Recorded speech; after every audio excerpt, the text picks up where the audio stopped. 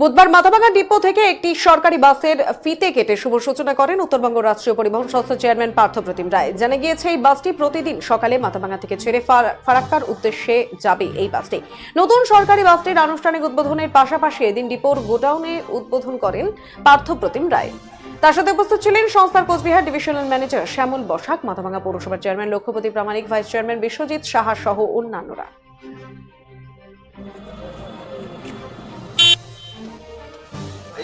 ফুল ছিটিও না, ড্রাইভারকে উঠতে বলো। রাষ্ট্রীয় পরিবহন নিগমের মাথাভাঙা ডিপো থেকে দুটো প্রকল্পের সূচনা হলো। একটি টয়লেট ব্লক এবং গোডাউন, তার শুভ উদ্ঘাটন হলো। প্রায় 16 লক্ষ টাকা ব্যয়ে এই কাজ দুটি সম্পন্ন হয়েছে। আজ তার শুভারম্ভ হলো এবং একই সঙ্গে আপনারা জানেন, মাননীয় মুখ্যমন্ত্রী মমতা বন্দ্যোপাধ্যায় উত্তরবঙ্গ রাষ্ট্রীয় পরিবহন নিগমের 31টি নতুন বাসের শুভ সূচনা করেছেন। আজকে মাথাভাঙা ডিপো থেকে একটি বাস ফারাক্কার উদ্দেশ্যে তার যাত্রার সূচনা আমরা করলাম।